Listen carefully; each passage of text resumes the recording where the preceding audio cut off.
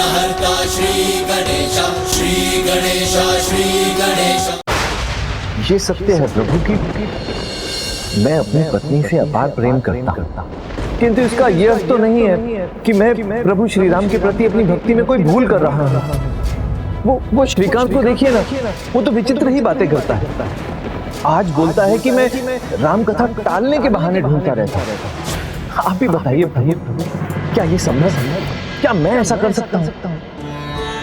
मैं भैया के साथ कुछ दिनों के लिए मायके जा रही हूँ। प्रणाम भैया। प्रणाम। अच्छा हुआ श्रीकांत भैया आप आ गए। ये पत्र आप स्वामी को दे दीजिएगा। मेरे पास समय नहीं है। पिताजी का स्वास्थ्य बहुत खराब है, हमें शीघ्रता करनी होगी। स्वामी मुझे यहाँ ना पाकर चिंतित हो सकते हैं। उचित है भाभी माँ, जैसा आपका आदेश। प्रणाम। मैं आपसे पूछ रहा हूँ, क्या मैं कुछ अनुचित कर रहा हूँ? यदि ऐसा है प्रभु, तो कृपया कोई संकेत दीजिए जिससे मैं अपनी भूल समझ सकूं प्रभु। देखिए, आप भी प्रभु श्री राम के भक्त हैं और एक राम भक्त का ये उत्तरदायित्व होता है कि दूसरे राम भक्त का मार्गदर्शन करें, कि दूसरे राम भक्त का मार्गदर्शन करें। कृपया करें प्रभु, मेरी रक्षा करें। यदि मुझसे कोई भूल हुई है, यदि मैं अपने उद्देश्य से भटक गया हूं, तो मेरा मार्गदर्शन कीजिए प्रभु, मेरा मार्गदर्शन कीजिए।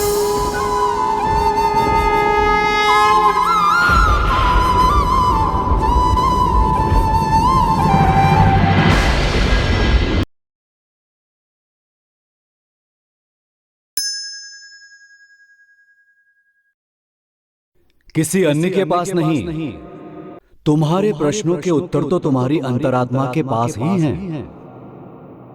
अपने मन के नेत्रों को खोलकर ध्यान से देखो, अपने हृदय का स्वर सुनो।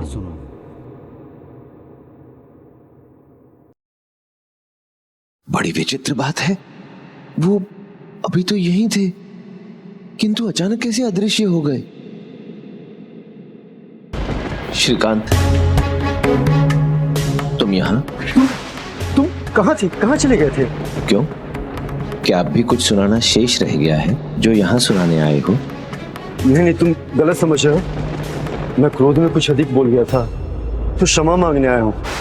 और भाभी ने ये पत्र दिया था जाते समय, वो देने आया हूँ। जाते समय? तुम्हारा कहने का अर्थ क्या है? तुम पढ़ लो, स्वयं समझ जाओगे।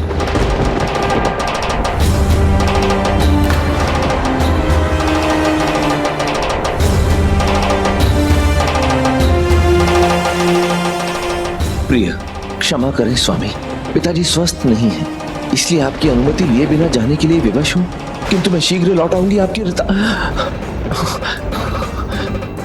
तुम क्यों चली गई रत्नावली?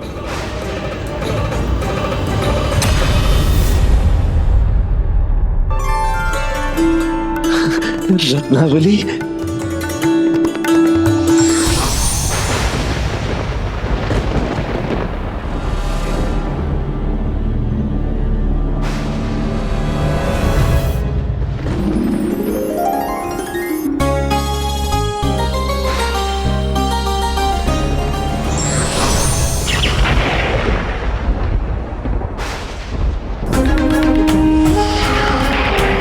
ये क्या हो रहा है?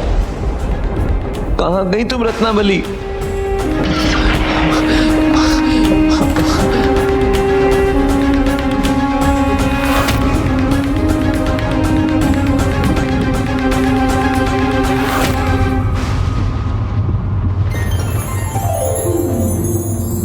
रत्नावली,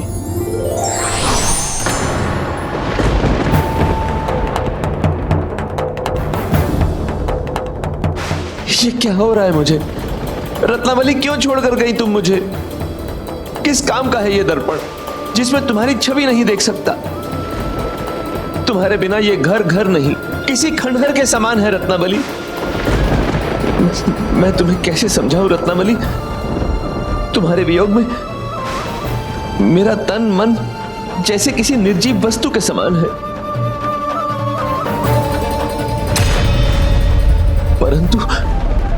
जैसे रत्नावली के वियोग में मैं इतना विचलित हो रहा हूं, रत्नावली भी अवश्य ही मेरे वियोग में उतनी ही विचलित हो रही होगी।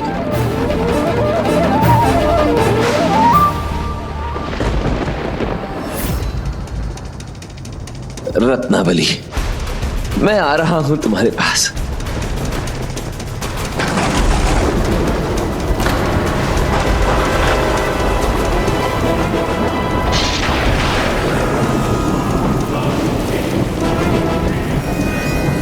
तुलसीदास, इतनी बारिश और तूफान में कहां जा रहे हो? रुक जाओ, तुम्हें तप हो जाएगा। अरे तुलसीदास, तुलसीदास! आंधी हो, तूफान हो या वर्षा हो, मैं आज रुकने वाला नहीं। मैं तुम्हारे पास पहुंचकर ही रहूंगा प्रिय।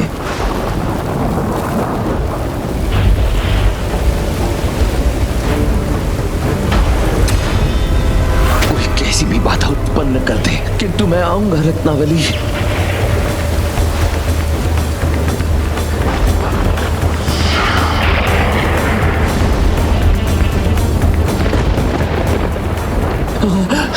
नौका, नौका, ये नौका किसकी है?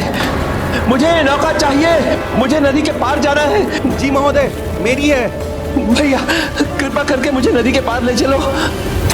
ऐसी तूफानी बारिश में श्रीमान नहीं, ऐसे में तो कोई आपको नौका में लेकर नहीं जाएगा। आप ले चलिए ना, आप जो कहेंगे मैं आपको बोल दूंगा। मेरा उस पार जाना अत्यंत आवश्यक है। क्षमा करें महोदय, आपकी मति मारी गई होगी, किंतु मेरी नहीं कि ऐसे तूफान में मैं नदी के उफनते जल में अपनी नौका उतारूं। नहीं नहीं भैया, ऐसा मत कहो। मैं विनती करता हूँ।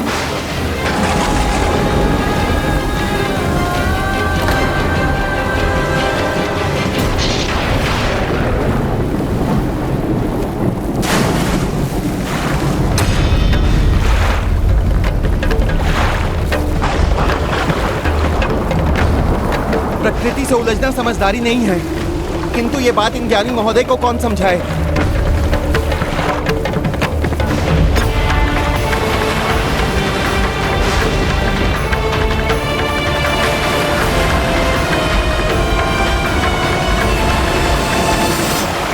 अपने आप को डूबने से बचाने के लिए तुलसीदास जी ने जिसको थामा, वो एक शव था। मोह में मनुष्य दृष्टिहीन हो जाता है, सत्य देखने में असमर्थ हो जाता है और आंखें मूंदकर मोह जाल के दलदल में धंसता चला जाता है।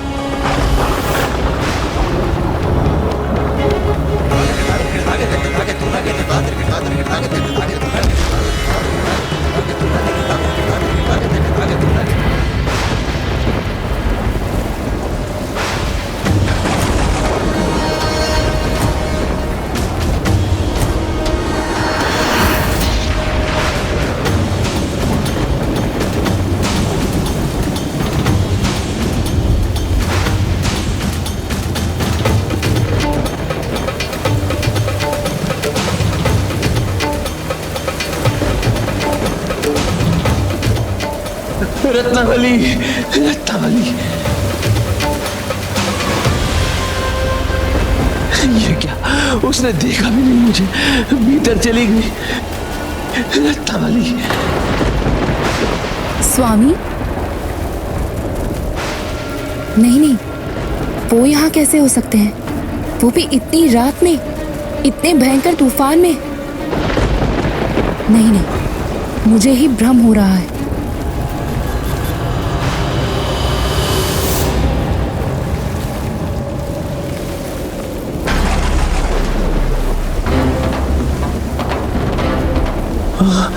इस रस्सी का प्रयोग करता हूं।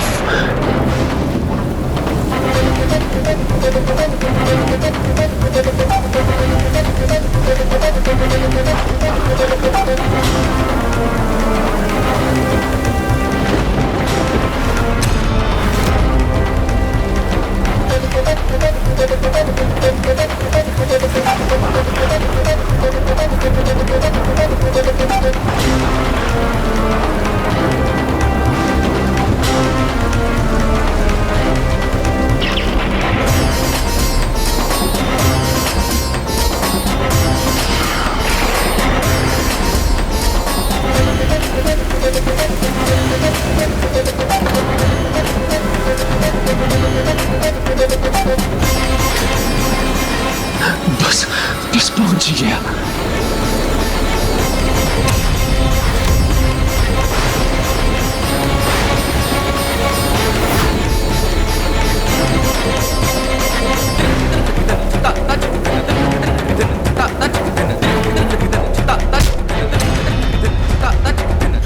कौन है? कौन है वहां? कौन हो तुम?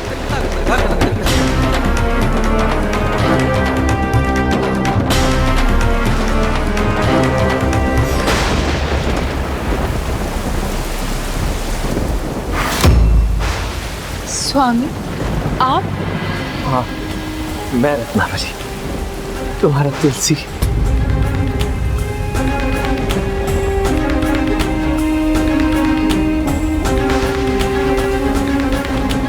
किंतु आप यहाँ पहुंचे कैसे? हमारी नौका तो नदी पार करने वाली आखिरी नौका थी। मैं नदी तैरकर यहाँ तक पहुंचा। ऐसे तूफान में? हाँ, तूफान तो था, परंतु जानती हो, मुझे नदी में ना लकड़ी के कुछ ठूंठ मिल गए थे। उन्हीं की सहायता से मैं किनारे तक पहुंच गया। और यहाँ ऊपर ऊपर कैसे पहुंचे आप? ये पेड़ के साथ मुझे एक रस्सी जैसी वस्तु लटकी हुई मिली, उसी की सहायता से मैं ऊपर आ गया।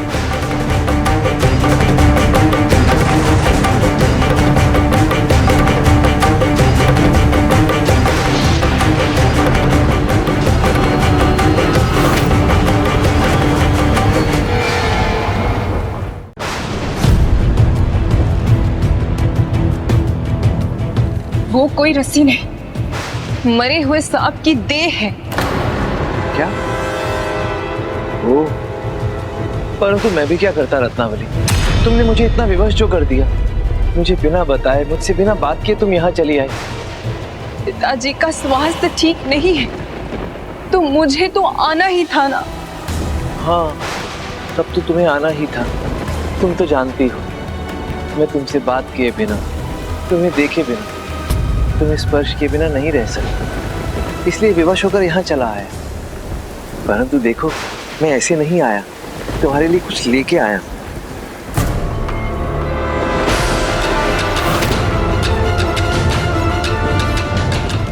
ये क्या? ये तो मलिन हो गया, परंतु तुम इसकी चिंता मत करो। कल मैं तुम्हारे लिए नया गजरा लेकर आऊंगा। अब बताओ, तुम्हारे पिताजी का स्वास्थ्य कैसा है? और हाँ, मेरे लिए स्नान के लिए पानी भी गर्म कर दो।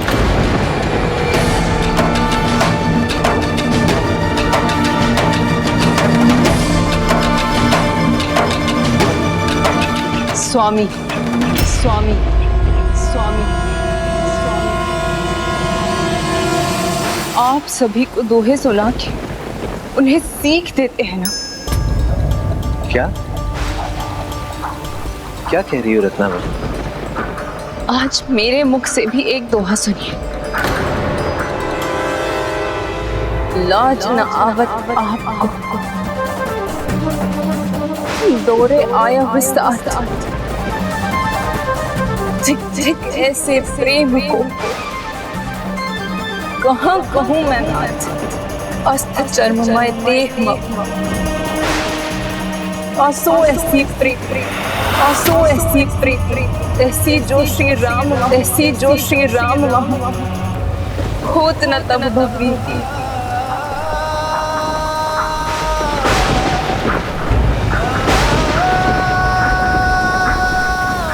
इस प्रकार यहाँ दौड़ कर आते हुए आपको लज्जा नहीं आई?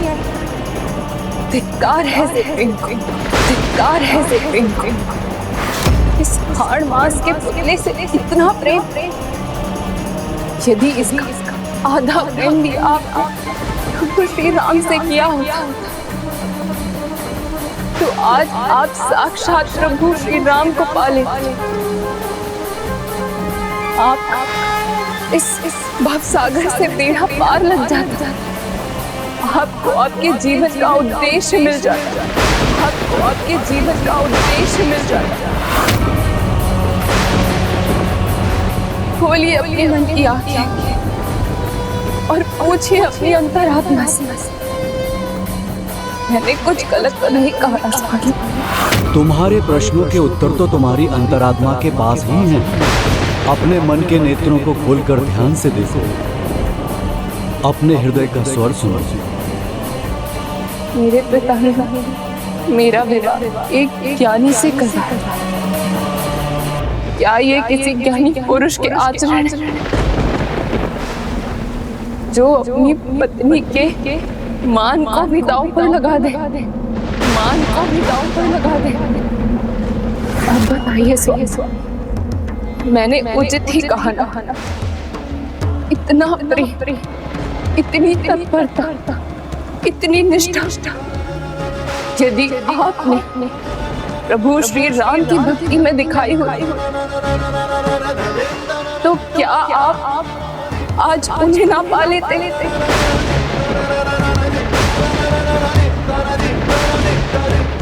क्षमा कीजिए स्वामी, शब्द बड़े कठोर पर उन्हें कहना आवश्यक। शब्द बड़े कठोर पर उन्हें कहना आवश्यक। इस प्रकार का मेरे प्रति आसक्त होना आपके जीवन का उद्देश्य नहीं। आपके जीवन का उद्देश्य केवल प्रभु श्री राम को पाना है। आपके जीवन का उद्देश्य केवल प्रभु श्री राम को पाना। गुरुवर, आप तो जानते हैं मेरे जीवन का केवल एक ही उद्देश्य है, प्रभु श्री राम को प्राप्त करना। आप अपने पद से भटक गए हैं स्वामी, आप अपने पद से भटक गए हैं स्वामी।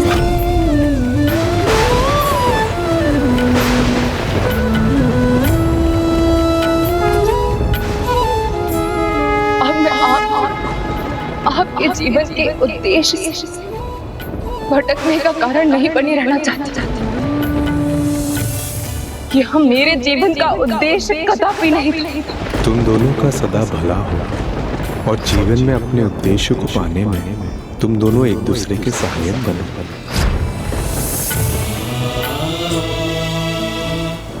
तुम उचित कह रही हो रत्नावल, हम दोनों ही अपने जीवन के उद्देश्य को नहीं जी रहे थे, परंतु तुमने आज मेरे अंतर्मन की दृष्टि खोल दी। जानती हो रत्नावली, मेरे जीवन का उद्देश्य तो सदैव से केवल प्रभु श्री राम को पाना ही था और संसार उन तक पहुंचने का मार्ग समझाना, और संसार उन तक पहुंचने का मार्ग समझाना।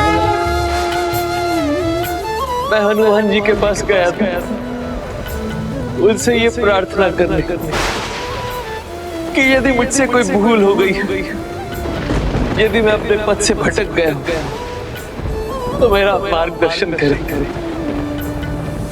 और देखो हनुमान जी ने इस कार्य के लिए तुम्हारा चुनाव किया। तुम्हारे माध्यम से मुझे मेरी भूल का आभास करवा दिया, मुझे मेरे जीवन के उद्देश्य से पुनः परिचित करवा दिया।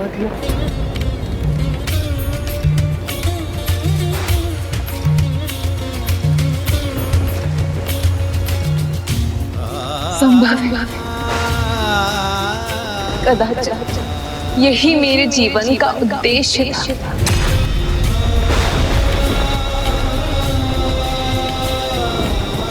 हाँ रत्नावली, तुमने उचित कहा, परंतु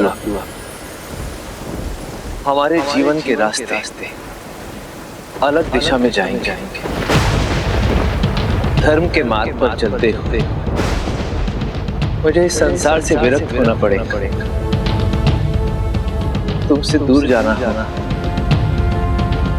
गृहस्थ आश्रम को त्याग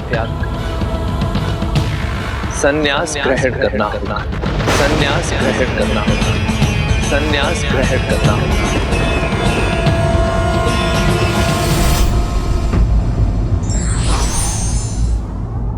सत्य सदैव कड़वा होता है, किंतु जो भी उसे अपनाता है उसका जीवन मधुरता से भर जाता है।